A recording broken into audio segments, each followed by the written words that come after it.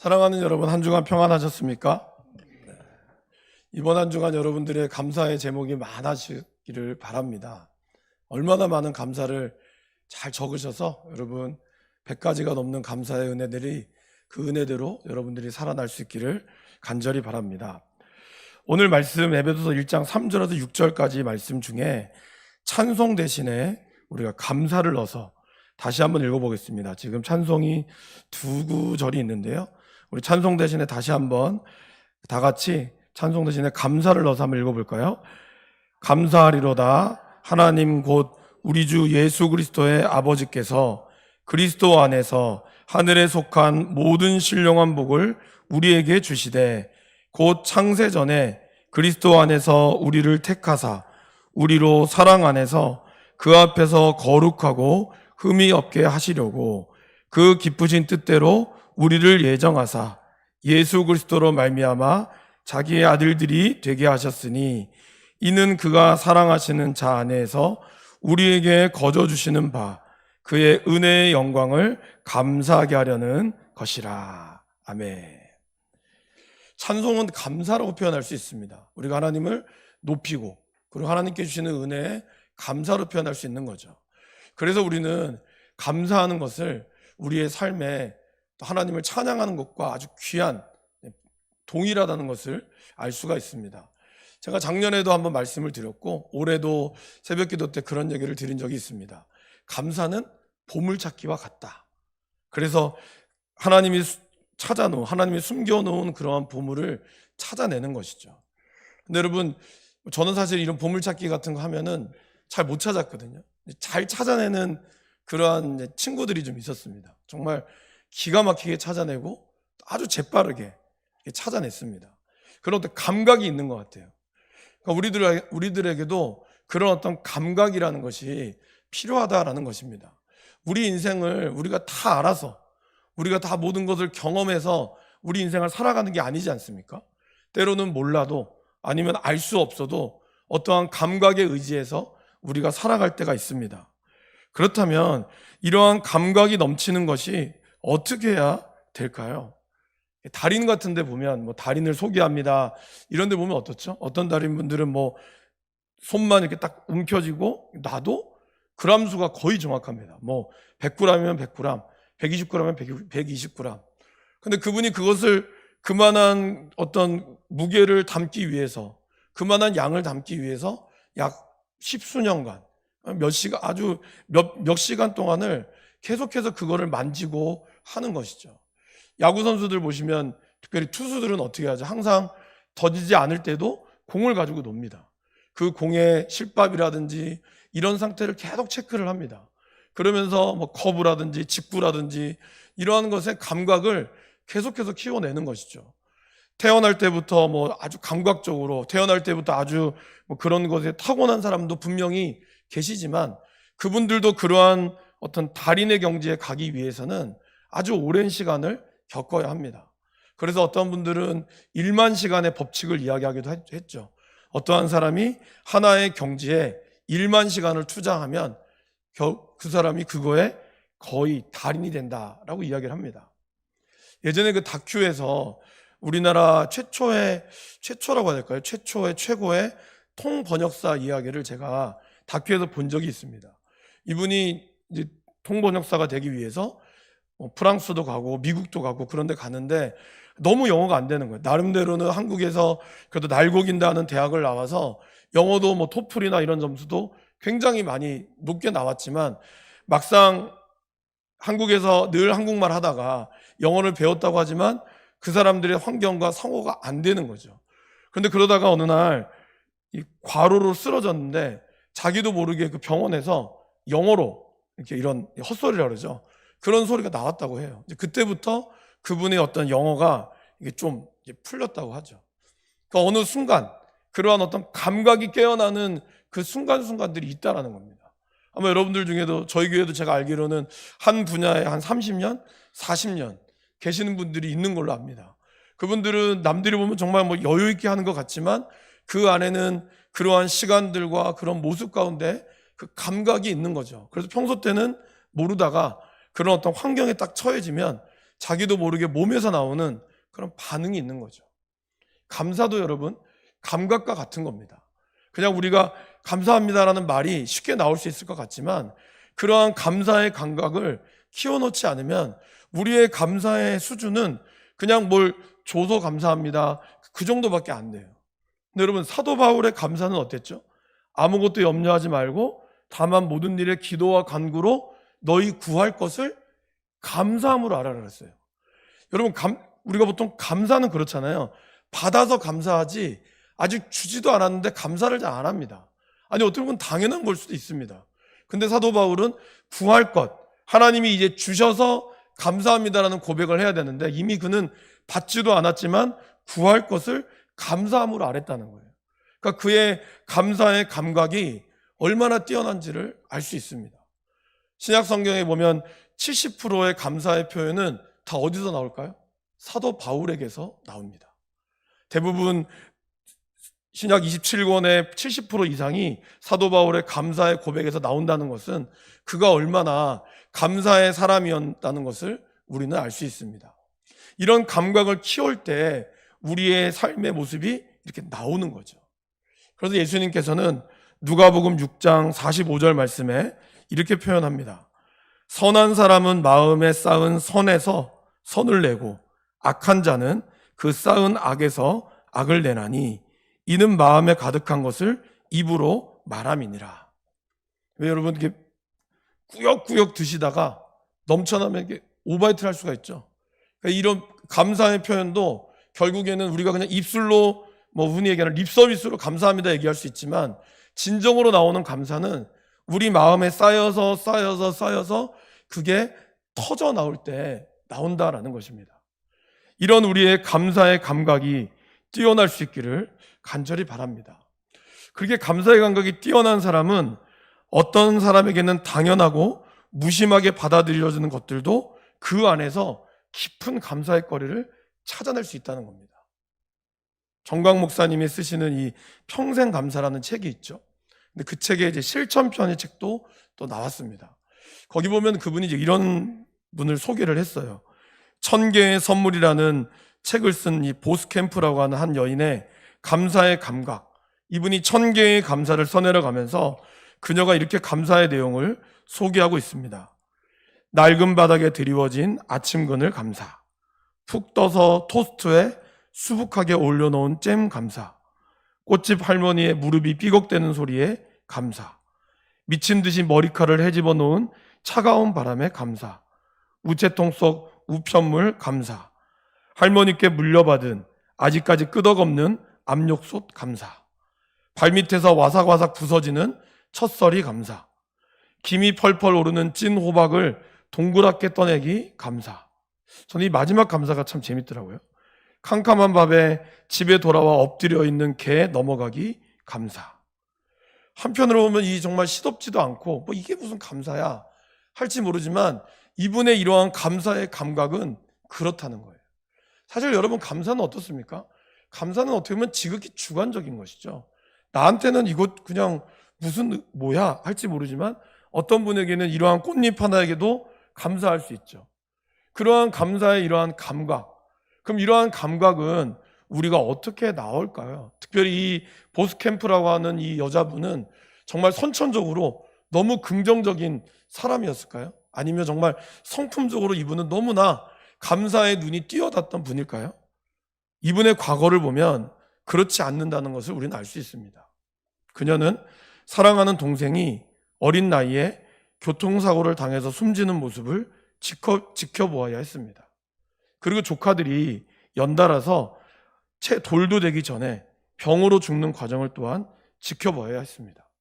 그러한 인생을 이분은 사시면서 그의 인생에 드리워진 어두운 그림자에 갇혀서 하나님이 이미 주시는 은혜들을 제대로 누리지 못하는 삶을 살았다라는 것입니다. 그러나 어느 날 그녀가 1000개의 감사 제목을 적기로 결심했고 그리고 하나님께서 날마다 내려주시는 축복에 눈을 뜨기 시작했습니다. 그리고 이제는 자신의 존재 자체에 감사했고 그러면서 원하고 바라는 삶을 살 수 있게 되었다라고 조언하고 있습니다. 여러분 이러한 감사의 감각은 절대로 자연적이거나 절대로 이것이 이 사람이 천성적으로 긍정적이어서가 아닙니다. 이러한 감각은 우리의 의지와 그리고 우리의 믿음의 결단이 필요하다라는 것입니다.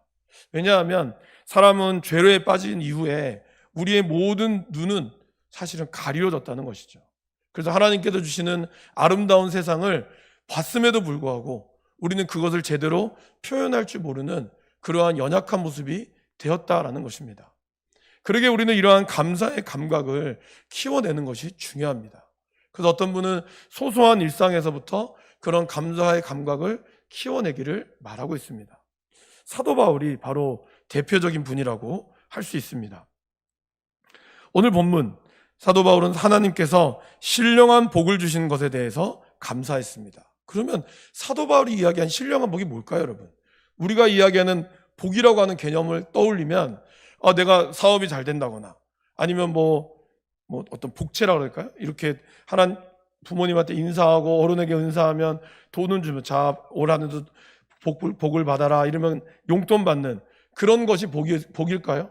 물론 그것도 복이죠.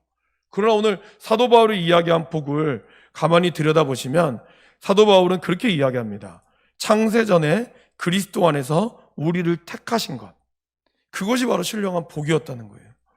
태어나기 전도 아니고 하나님이 이 땅을 창조하기도 전에 그는 하나님이 우리를 택하셨다는 사실을 감사하고 있습니다.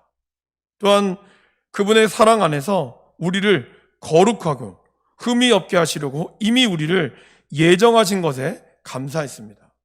여러분, 우리의 자녀들이 어떻게 태어날지 어떻게 알아요? 아이들 임신하시고 검사해보면 뭘 검사하는지 아시죠? 이 목 쪽에 검사를 하거든요. 그게 아이가 장애가 있는지를 검사하는 겁니다. 그럼 장애가 있을 때 그 장애를 있다고 해서 아이를 지우면 안 되죠. 그러한 것들을 우리는 검사를 미리 하지만 또 태어나면 어떻게 될지 몰라요. 건강하게 태어나지만 그 안에는 이상소견이 발견될 수도 있습니다. 그렇기 때문에 우리 아이가 흠이 없는지 흠이 있는지는 사실 아무도 모릅니다. 태어나고 나서도 그 이유도 몰라요. 근데 사도 바울은 이미 자신의 모습이 자신의 능력과 조건과 어떠한 DNA를 가졌는지 아무 상관도 없지만 순전히 그분의 의지요 값없이 거저받은 은혜라는 사실에 그는 감사하고 있다라는 것입니다. 이렇게 따져보면 저와 여러분들이 거저받은 것이 사실 얼마나 많을까요? 우리가 누릴 수 있는 이러한 물과 공기와 해와 달 그리고 별 등 아무리 비타민 D를 많이 먹어도 사실 햇볕을 하루에 1시간 쬐는 것만 못하거든요. 인간이 만들어 놓은 사람이 만들어서 영양제를 보충한다고 해도 하나님이 만드신 자연의 음식만은 못하다는 겁니다. 제철 음식만 잘 드셔도 우리가 사실 비타민이나 영양제를 굳이 안 먹어도 될 정도로 하나님은 우리의 모든 식생활들을 완벽하게 만들어 놓으셨습니다. 이러한 모든 것들이 우리는 거저받았다라는 것이죠. 그리고 우리의 생명과 구원까지도 우리는 아무런 공로 없이 받았습니다. 그런데 이것이 우리의 삶에서 감각이 무디어져 있다라는 것이죠. 사도 바울이 그렇다고 해서 이러한 감각이 그냥 단순히 나오는 것이 아니죠. 사도 바울은 어땠습니까? 오늘 이 성경을 쓴 에베소서는 감옥에서 썼습니다. 그래서 우리가 옥중서신이라고 하잖아요. 감옥에서 그가 아무런 잘못도 없었어요. 사실은 예수님을 고백했다는 이유로 그는 감옥에 들어갔습니다. 그것도 로마의 시민권을 가지고 있었기 때문에 그를 해할 수 있는 권리가 없었어요. 근데 사도 바울 스스로가 내가 로마에 가서 가이사에게 상소하겠습니다. 그 스스로 선택을 했습니다. 그 스스로 고난을 선택했고 그 스스로 배의 위험을 선택을 했어요. 하지만 사도 바울은 그 모든 것에 감사하고 있습니다. 예수님을 믿고 나서부터 많은 고난과 핍박을 받고 있었고 그리고 그는 지금 육신은 감옥에 갇혀 있어서 사실은 이 거주 제한에 걸려 있는 거죠. 그 어느 바깥으로 나가면 안 돼요. 그 집 바깥으로는 일정 거리 이상은 나가면 안 되죠. 여러분, 하루 종일 집에 있다고만 생각해 보세요. 하루 종일 일주일 내내 집에서, 물론 내가 모든 걸 다 줄게, 필요한 거 다 사다 주고 다 준다고 해도 여러분들 그걸 선택하시겠습니까? 아니면 좀 먹는 거 덜 먹어도 내가 내 마음대로 나가고 들어오는 걸 선택하시겠습니까? 선택은 여러분의 자유지만 저 같은 경우는 후자를 선택할 것 같습니다. 하루 이틀은 그냥 차려주는 거 다 좋겠지만 나갈 수 없고 그냥 그 자리에 하루 종일 있어야 한다는 게 얼마나 답답할까요? 사도 바울도 그랬다는 것입니다. 감옥에 비록 그는 로마 시민권이 있어서 그래도 감옥이 아닌 셋집에 살았지만 그래도 거주 제한을 받았거든요. 뭐 때문에요? 복음 때문에. 그럼에도 불구하고 또 사실 이 편지를 썼을 때는 감옥에 갇혀 있던 상태입니다. 그런데도 바울은 감사하고 있다라는 것이죠. 그것을 6절, 7절 말씀에 그는 이렇게 고백하고 있죠. 이는 그가 사랑하시는 자 안에서 우리에게 거저 주시는 바 그의 은혜의 영광을 찬송, 감사하게 하려는 것이라. 우리는 그리스도 안에서 그의 은혜의 풍성함을 따라 그의 피로 말미암아 속량 곧 죄사함을 받았느니라. 육신으로는 죄의 신분으로 감옥에 갇혀 있지만 그의 영적인 감각은 이미 하나님 나라에서 그는 자유함을 얻었다라는 것입니다. 그리고 그는 그의 은혜의 영광을 감사하기 위해서 자신이 존재한다는 것을 깨달았습니다. 감옥과 그리고 그러한 채찍을 맞는 삶에서 원망과 불평과 한숨으로 그의 인생을 본 것이 아니라 이게 뭐야, 내가 예수님 때문에 이렇게 살았는데 왜 나한테는 어려움만 오는 것이지? 왜 나한테는 이렇게 힘든 상황만 올까? 왜 자꾸 나는 아픈 걸까? 이러한 것으로 끝나는 것이 아니라 오히려 그의 영적인 감각은 띄어졌다는 겁니다. 그러면서 그는 그 안에서 감사를 찾았다라는 것입니다. 여러분은 사도 바울처럼 창세 전에 어머니의 뱃속에서부터 있기 전부터 내 이름이 기록되었다라고 한 사람이 한 명 더 있습니다. 누굴까요? 바로 다윗입니다. 하나님 마음에 합한 사람이라고 불렸던 이 다윗. 그 다윗이 아들인 압살롬의 반란으로 쫓김을 당하고 그리고 그가 유다 광야에서 있을 때 시편 63편을 썼습니다. 앞에 제목이 다윗 유대 광야에 있을 때라고 나오거든요. 그것은 바로 그가 그의 아들 압살롬으로부터 나오는 제갈공명과 같은 그런 뛰어난 모사였던 아히도벨도 바로 다윗을 배반하고 압살롬에게 갔습니다. 그는 그러면서 많은 백성들과 함께 자기를 따르는 그래도 군중들과 함께 광야에 갔어요. 물도 없고 마실 물도 없고 마르고 황폐한 이 땅에서 이 다윗은 무엇을 고백했을까요? 시편 63편 1절 말씀입니다. 같이 한번 우리 화면을 통해서 읽어보겠습니다. 하나님이여 주는 나의 하나님이시라. 내가 간절히 주를 찾되 물이 없어 마르고 황폐한 땅에서 내 영혼이 주를 갈망하며 내 육체가 주를 앙모하나이다. 아멘. 사도 이 다윗이 갈망했던 건 뭘까요? 마르고 황폐한 땅에서 물을 주옵소서라고 갈망하지 않았어요. 오히려 자신의 영혼이 주님을 갈망했어요. 그리고 자신의 육체는 배고픔 속에 굶주림 속에 하나님 먹을 것이 없습니다가 아니었어요. 그는 주를 주를 바라봤다라는 것입니다. 사람들 중에 과거에 화려했던 기억만을 떠올렸던 사람들, 그 사람이 광야로 내려갔을 때는 비참함 때문에 아마 더 절망하며 자신을 비관하며 목숨을 끊을 수도 있습니다.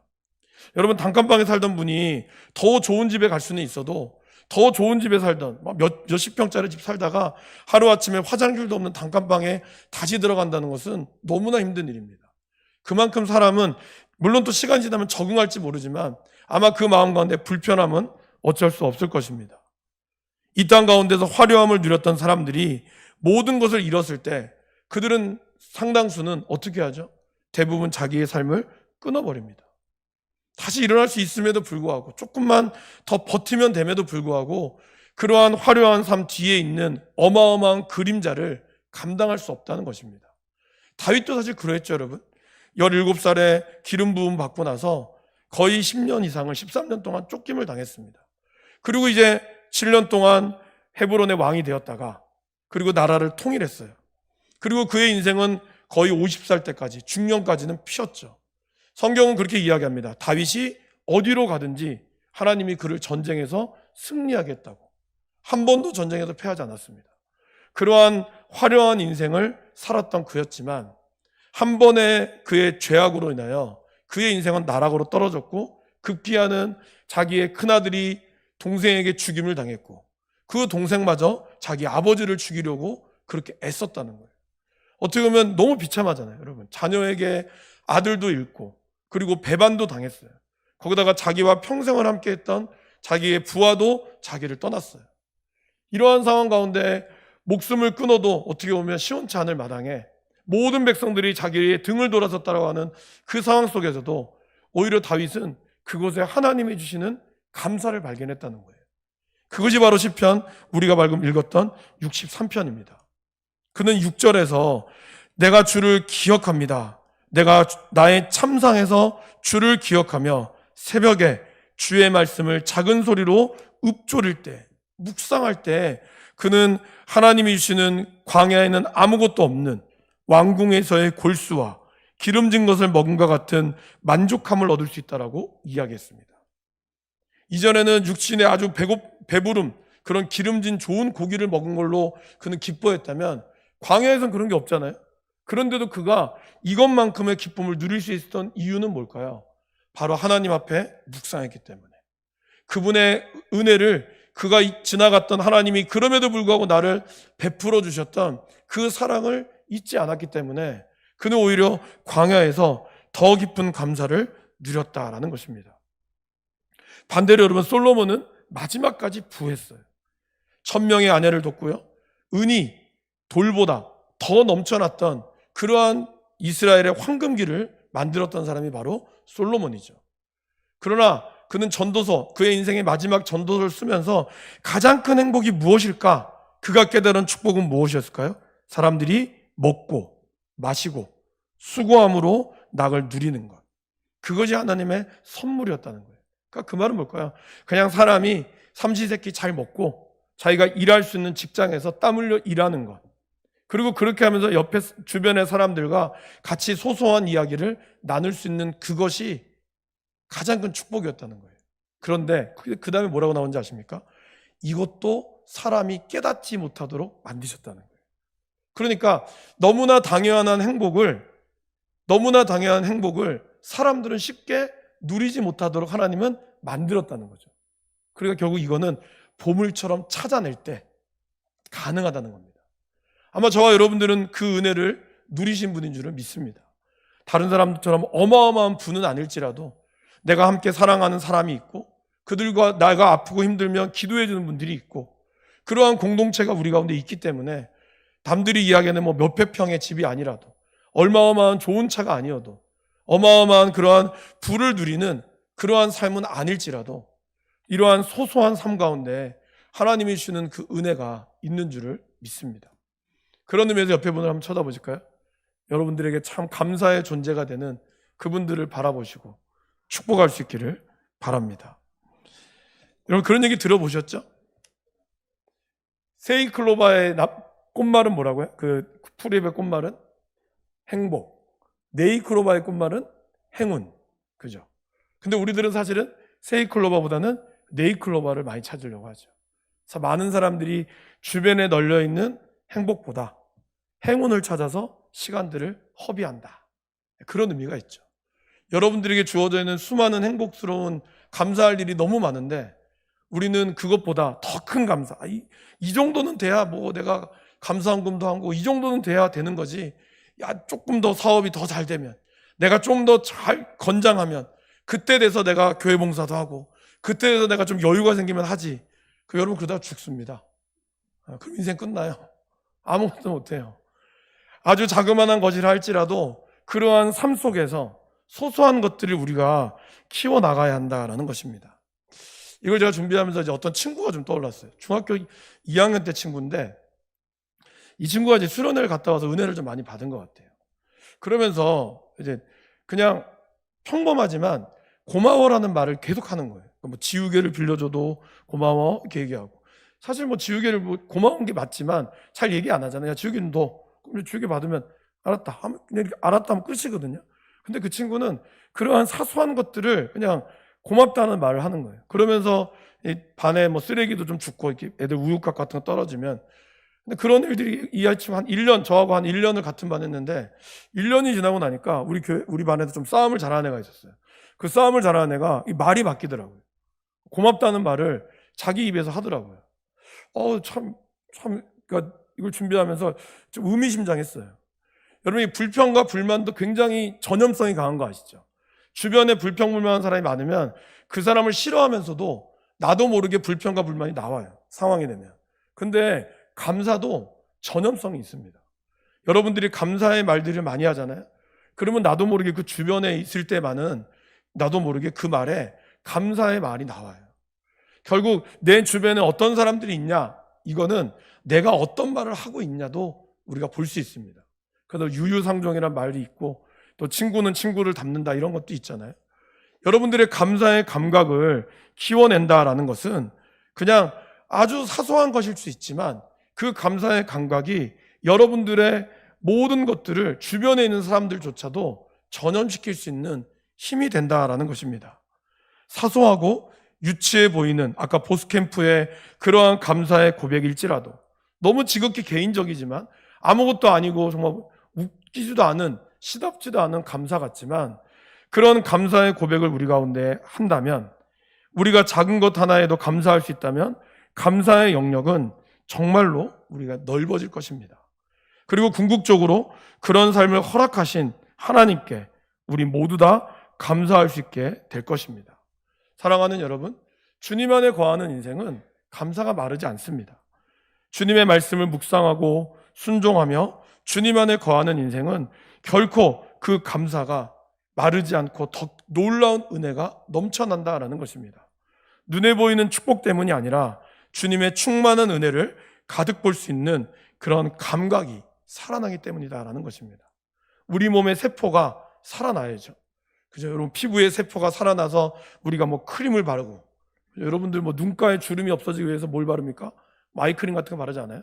그러면 그게 그런 무슨 설명 들어보니까 그 크림이 눈 안에 들어가서 뭐 약간 잠잠해 있는 세포를 살려서 이렇게 뽀송뽀송 올라오는 거잖아요. 감사의 것도 마찬가지입니다. 감사를 우리 입술에 바를 때 감사의 세포가 여러분들 온몸에 일어나는 거예요. 여러분, 이렇게 놀라운 거 보면 약간 닭살 돋잖아요. 그죠? 그러면 그런 닭살 돋는 감각들이 계속 살아나면 여러분들의 감사의 능력들이 회복이 되는 거예요. 그러면 아주 사소한 것이라 할지라도 그것에 감사할 수 있게 되고, 그 감사가 넘쳐날 때는 하나님이 정말 더 큰 감사로 저와 여러분들에게 채워주신다라는 것입니다. 이번 추수감사가, 또 앞으로 여러분들의 감사가, 그러한 감사의 감각들이 하루아침에 되지는 않겠죠. 하지만 소소한 것들, 일상 속에 아무것도 아닌 것들을 여러분들의 핸드폰이나 아니면 여러분들이 쓰시는 일기장이나 여러분들의 기억 속에 한번 적어보세요. 적어보시고 특별히 100가지 감사 제목들을 하나하나씩 적어보면서 여러분들의 감사의 감각을 깨워보시기를 바랍니다. 하나님께서 아무것도 염려하지 말고 너희 구할 것을 감사함으로 하나님께 아뢰라. 그러면 하나님께서 정말 이 모든 것들을 저와 여러분들에게 역사하여 주실 줄을 믿습니다. 함께 기도하겠습니다.